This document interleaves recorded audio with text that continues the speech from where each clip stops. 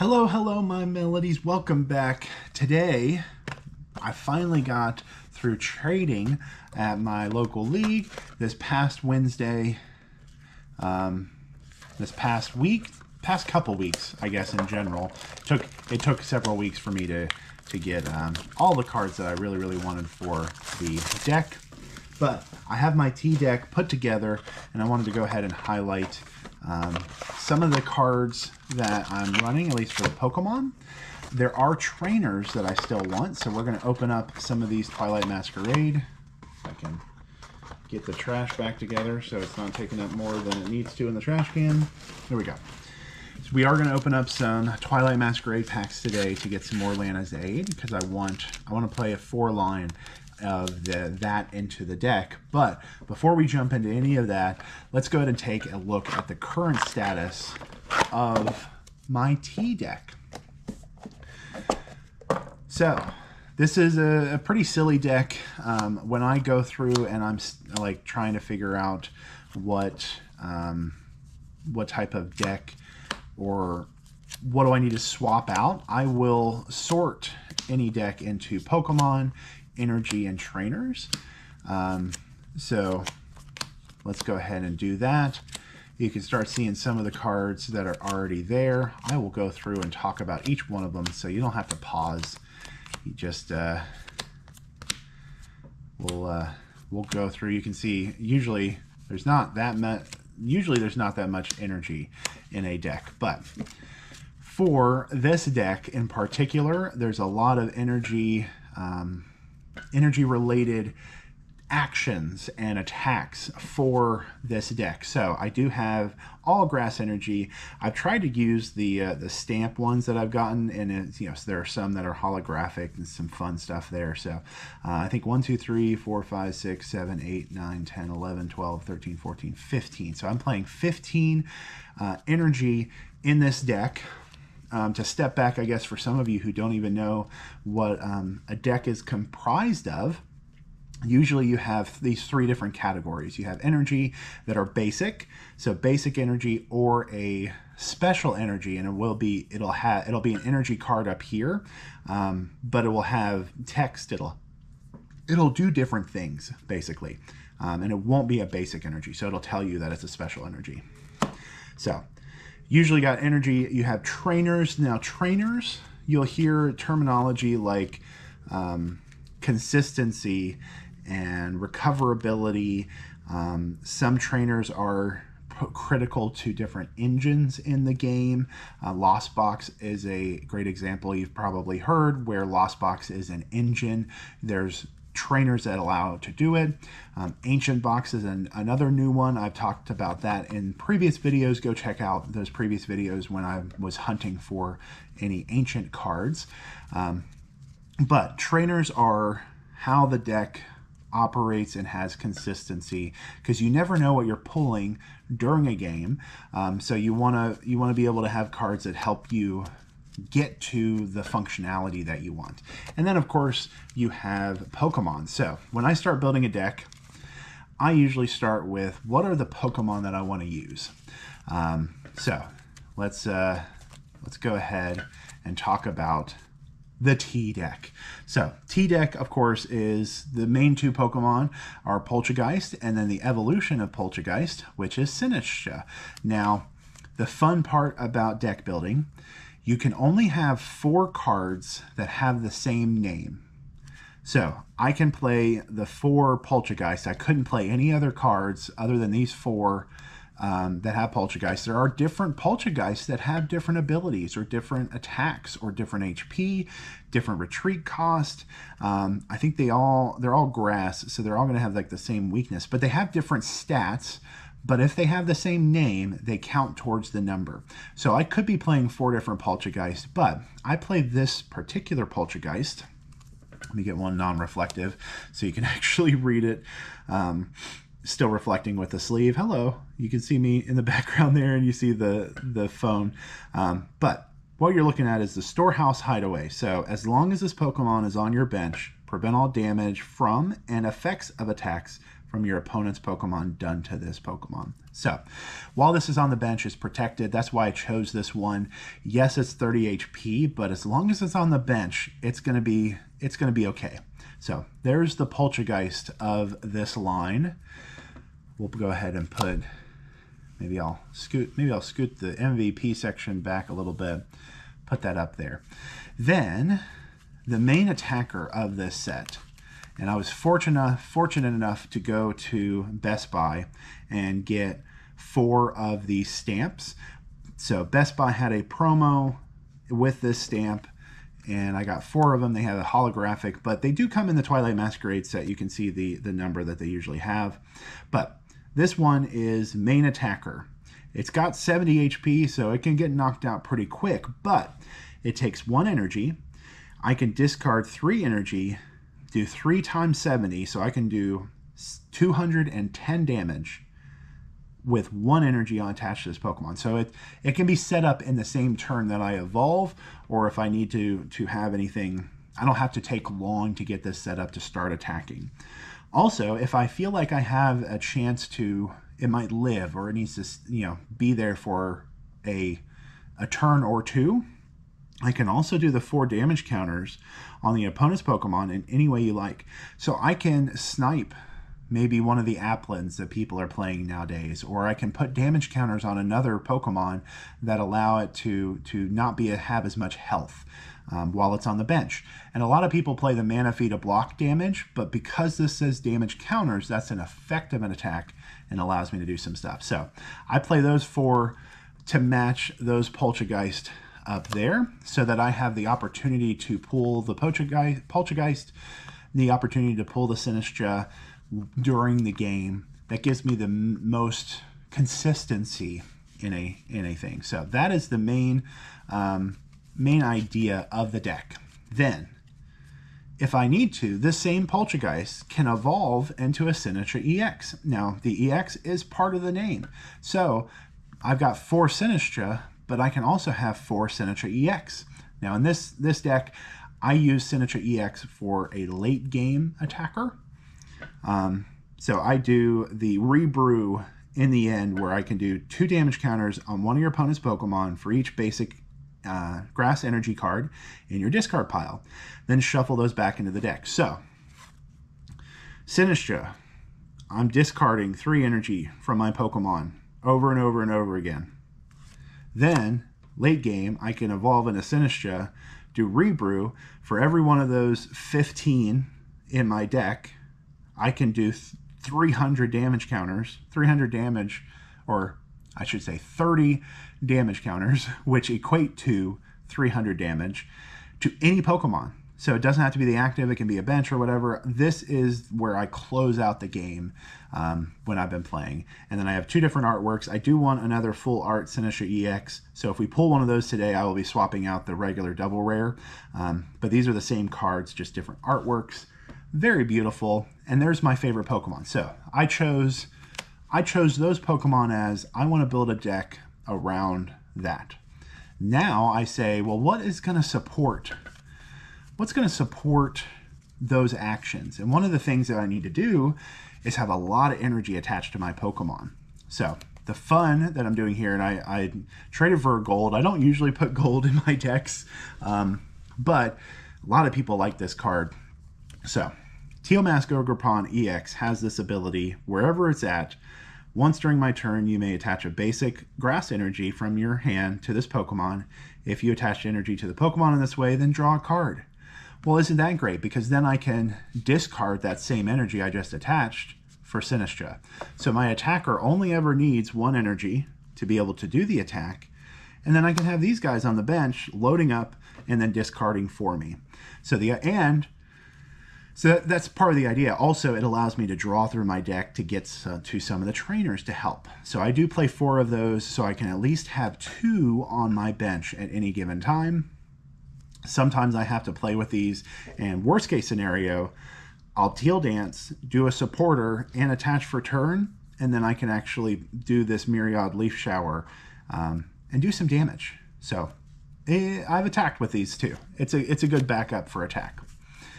Finally, I know if you guys have been watching Nate recently, I asked him I needed these Crickettoons. These Crickettoons, I'm doing 2 and 2 because I only ever want one combo, like one evolution on the bench.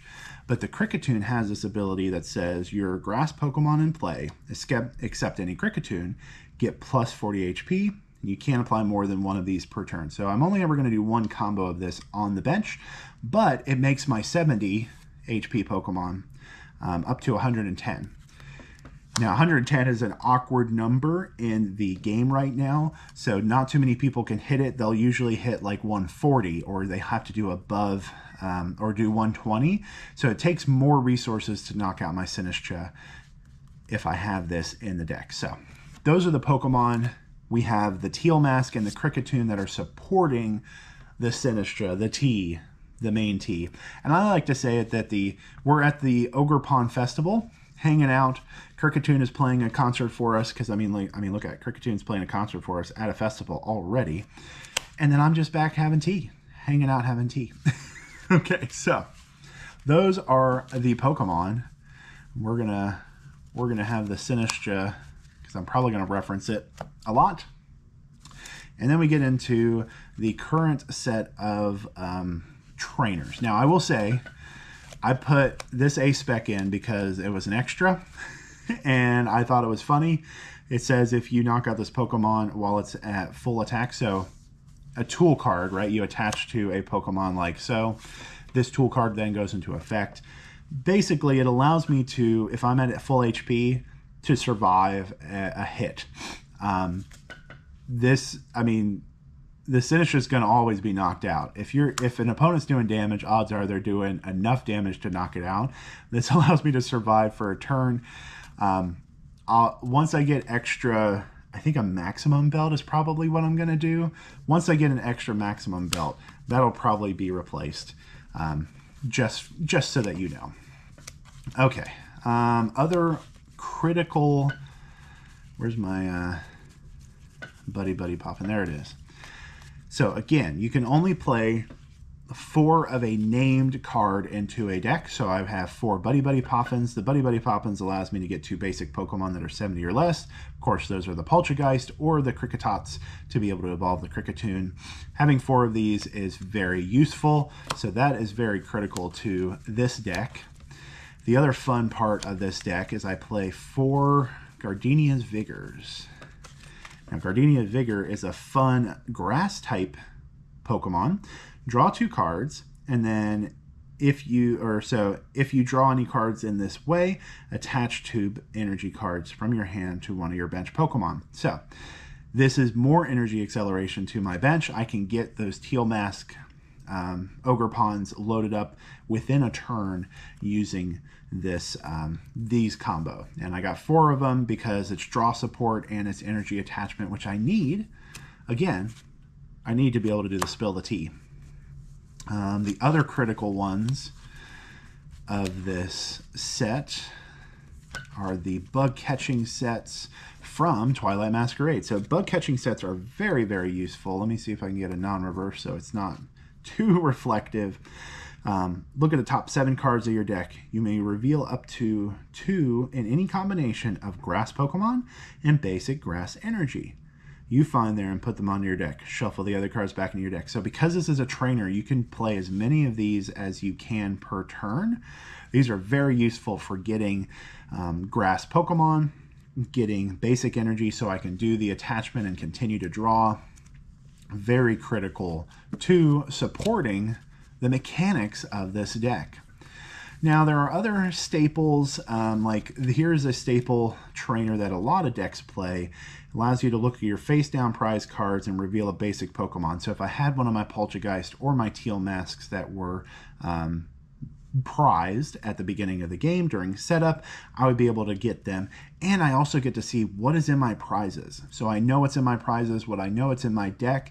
This is a consistency card to let you know where cards are that you need. Like, oh, I don't have enough energy in my deck. That's why I'm not pulling it. It's all in the prizes, stuff like that. You'll see this in a lot of different decks because it's very useful. You'll also see these Ultra Balls. I'm trying to see how many I play right now. Okay, so it looks like I'm playing 2. The Ultra Balls allow you to, so it says you have to discard 2 other cards from your hand, but you can search your deck for any Pokemon, reveal it, and then put it into your hand. So if I need to evolve to a Sinistcha or a Sinistcha EX, or I need another Teal Mask because something got knocked out, I can use an Ultra Ball for consistency and go get those cards. These are more consistency. So if I need to look for one of those Gardenia Vigors, I've got Pokegear 3.0. It allows you to look at the top 7 and grab a supporter card, and it's an item, so I can then play it if I haven't played a supporter card in my turn. I'm currently playing Mesagoza. Now, the Mesagoza is flip a coin if heads, that player searches for their deck. I like this better than the Artizone because 2 reasons. Artizone is only basic, and basic non-rule box. Mesagoza allows you to look for any Pokemon, but it also adds that randomness chance, which means because it's a stadium, stadiums go into effect and they help both players. I don't have to, it's less of a risk to help the other player because they still have to roll a heads. Of course, I have to roll a heads, but I like the element of randomness that the Mesagoza plays. And it allows me to get to any Pokemon in my deck that I might need later. Yeah. So right now, these are the ones that I feel like are kind of flexible. I'm playing 1 Nest Ball. Nest Ball is all really good. It's a basic Pokemon onto your bench. Counter catchers, usually I am playing from behind, so I can use this to swap out a bench Pokemon and knock out a Pokemon I need to knock out, or at least take prizes. Iono is very, very, very common in a lot of decks. It's disruption. Also allows us allows more draw support. So if I'm stuck and I don't have the things in my hand that I want, I can refresh my hand with an Iono and hopefully disrupt the opponent. I think I want to put more Earthen Vessels into my deck so I can have more energy to do Teal Mask's ability. But this one says discard a card, search your deck for 2 basic energy cards, and put them into your hand. This is very useful, but I only have 5. 4 are in another deck, and then I have this one. I've traded away all of the other ones because it's a very useful card in a lot of different decks. And then Super Rod, I think I'm probably going to replace Super Rod for Lana's Aid. Actually, let me go. I think I put one to the side. Okay, so I think I'm going to replace Super Rod for Lana's Aid. Well, I don't know. We'll make that decision later. But Lana's Aid allows you to pick up energy cards and Pokemon from the discard pile, put them directly into your hand, and then reuse them. So as I'm discarding, if I need energy and I have a way to get to it this way, I might use Lana's Aid as well. So looking for more Lana's Aid for the Tea Deck. And there you go. There's a breakdown. So I want Lana's Aid. I want some more Earthen Vessels, but I think everything else is pretty much going to stay that way. And I know I've been talking for a long time. Hopefully you guys understood some of it. If you have some questions, I'll probably do a longer or a stream format where I can build a deck with you. And I think I'm going to try and build one of my wife's decks. Once I have some more of the Pokemon that I want to put into it, then we can do a live stream together, hang out, talk through what we want, and then sort some cards to get some of the trainers. Because that's the biggest, that's the biggest thing that I don't always keep track of. All my cards are not sorted right now, so I gotta find trainers to put stuff in, or ask my friends at League to, bring the trainers that I need, or the stores that I go to, all of that good stuff. Anyway, we're gonna open up some Twilight Masquerade packs to round out today's video. BPM Zone, doing slot number 9, doing category number 1 HP, and we're looking for the highest HP. So let's go ahead and bring the MVP section back closer up. And there we go. And 1 through 6, let me know which pack is going to have Lana's Aid in it, which pack is going to have the better pulls, and which packs are going to win the compare card category today. I don't know. I'll try and figure out how I can do a timestamp. I haven't really done that too much, but I'll see if I can do that. Oh, there you go. Oh, there's a great example. So this is the other Poltergeist. slightly more HP, but it doesn't have that ability to protect it on the bench. So that's why I do the other one. Everything else about it's the same: weakness, retreat. It doesn't really do the same damage, but again, it can protect itself on the bench. So I'm not even going to worry about that one. We got Watchroll, Milotic, Ariados, and each of these cards have different combinations. Honestly, I'll say, oh, there's a Magcargo EX. Honestly, there's if you really want to get competitive into the scene and see what people are playing, there's websites out there. Magcargo is going in the MVP section, so we're going to start the party back there. There you go.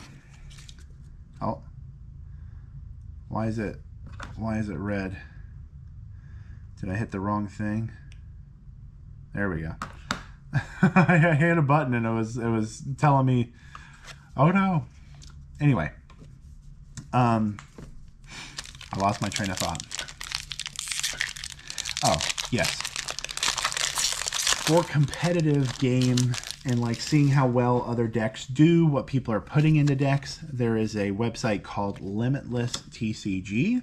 It tracks all of the different cards that are out, or decks that are being played at different tournaments. So if you're watching a tournament online where you are watching Sea King is 90, I think I skipped. I saw Magcargo and I skipped. 120, okay.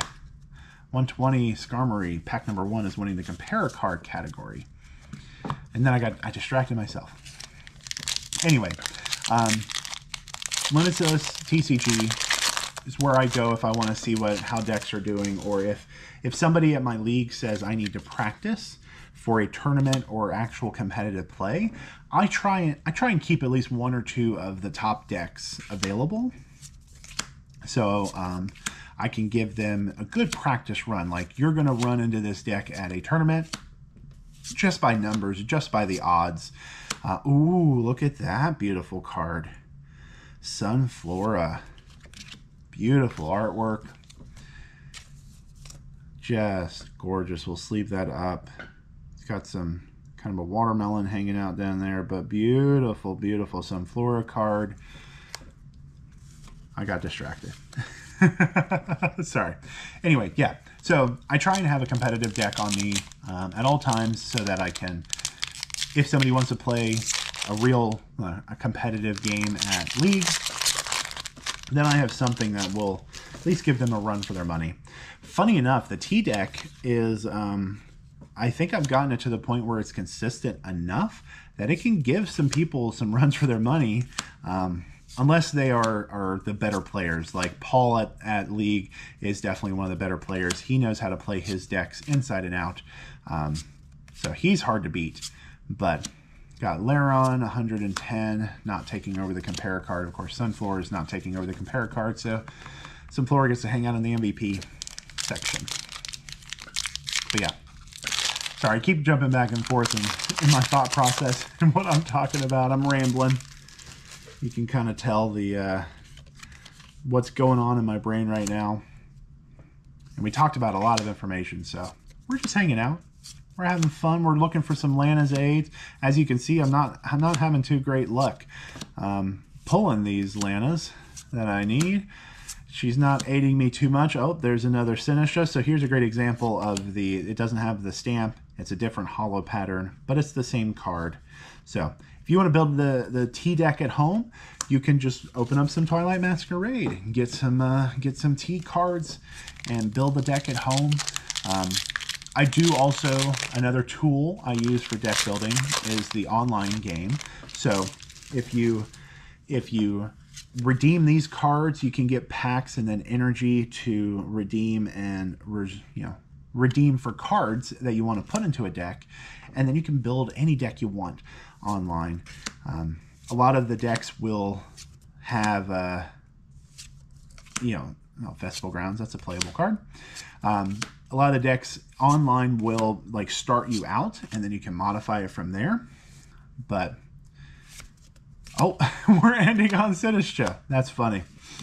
there's the last pack for today. We got 2 Sinistcha for another deck. Maybe I'll take those to League with me. If you want to build a deck with the Sinistcha, let me know, because I have some extra for trade.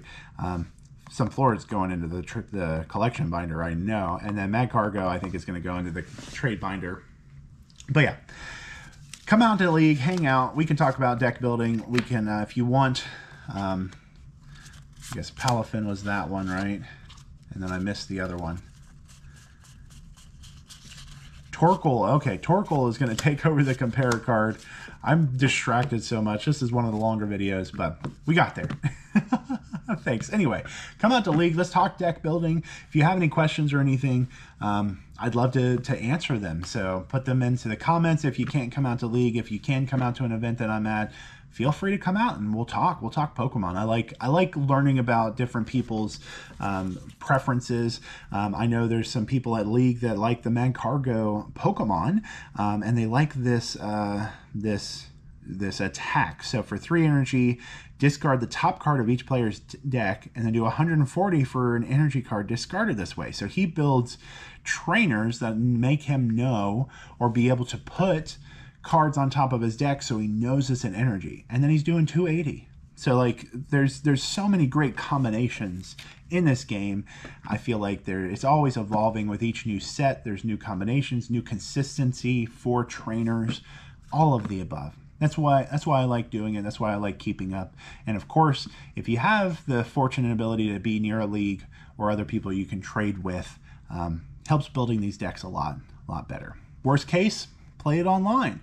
And you know, my name is Jazz Malang on there, so if you want to send me an invite, I don't hop on too often, but if you see me, send me an invite. We'll play a game against each other. It'll probably be the Tea Deck if it's anytime soon.